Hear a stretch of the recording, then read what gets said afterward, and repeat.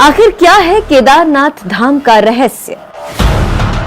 हिमालय के बीचों बीच कैसे बना केदारनाथ धाम? क्या महादेव देवभूमि की धरा पर खुद आए? 400 साल तक बर्फ में कैसे दबा रहा केदारनाथ? केदारनाथ में महादेव लिंग रूप में नहीं तो किस रूप में है?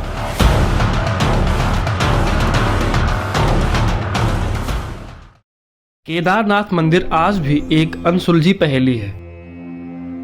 केदारनाथ मंदिर का निर्माण किसने करवाया था, इसके बारे में बहुत कुछ कहा जाता है, पांडवों से लेकर आदि शंकराचार्य तक। आज का विज्ञान यह बताता है कि केदारनाथ मंदिर शायद 8वीं शताब्दी में बना था। यदि आप ना भी कहते हैं तो भी अनेक तत्कालीन विवरणों के आधार पर यह मंदिर कम से कम 1200 वर्षों से अस्तित्व में है। केदारनाथ की भूमि 21वीं सदी में भी बहुत प्रतिकूल है।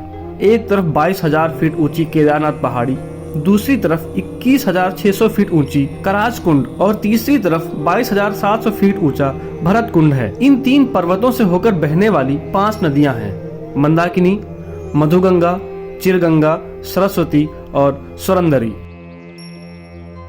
यह क्षेत्र मंदाकिनी नदी का एकमात्र जल संग्रहण क्षेत्र है। यह मंदिर एक कलाकृति है। कितना बड़ा असंभव कार्य रहा होगा ऐसी जगह पर कलाकृति जैसा मंदिर बनाना। आज भी आप गाड़ी से उस स्थान तक नहीं जा सकते। फिर इस मंदिर को ऐसी जगह क्यों बनाया गया? ऐसी प्रतिकूल परिस्थितियों में 1200 साल से भी पहले ऐसा अप्रतिम मंदिर कैसे बन सकता है? 1200 साल बाद भी जहाँ उस क्षेत्र में सब कुछ हेलीकॉप्टर से लाया जाता है, जेसीबी के बिना आज भी वहाँ एक भी ढांचा खड़ा नहीं हो सकता। यह मंदिर वहीं खड़ा है, और न सिर्फ खड़ा है बल्कि मजबूती से खड़ा है।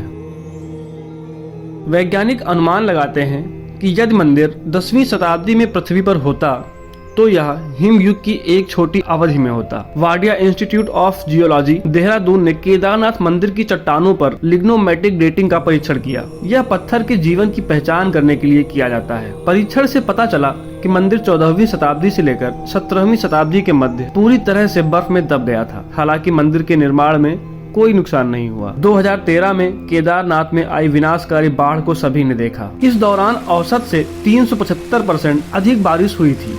आगामी बाढ़ में 5748 लोग मारे गए थे, जो कि एक सरकारी आंकड़ा है, और 4200 गांवों को नुकसान पहुंचा। भारतीय वायुसेना ने 1,10,000 से ज्यादा लोगों को एयरलिफ्ट किया। लेकिन इतनी भीषण बाढ़ में भी केदारनाथ मंदिर का पूरा ढांचा जरा भी प्रभावित नहीं हुआ। भारतीय पुरातत्व सोसाइटी के मुताबिक बाढ़ के बाद भी मंदिर के पूरे ढांचे के ऑडिट में 99% मंदिर पूरी तरह सुरक्षित है। 2013 की बाढ़ और इसकी वर्तमान स्थिति के दौरान निर्माण को कितना नुकसान हुआ था, इसका अध्ययन करने के लिए IIT मद्रास ने मंदिर पर NDT परीक्षण किया। साथ ही कहा कि मंदिर पूरी तरह से सुरक्षित और मजबूत है। जिस दिशा में इस मंदिर का निर्माण किया गया है, वह जिस स्थान का चयन किया गया है, यही प्रमुख कारण है। दूसरी बात यह है कि इसमें इस्तेमाल किया गया पत्थर बहुत सख्त और टिकाऊ होता है। खास बात यह है कि इस मंदिर के निर्माण के लिए इस्तेमाल किया गया पत्थर वहां उपलब्ध नहीं है। तो जरा सोचिए, उस पत्थर को वहां कैसे लाया जा सकता था?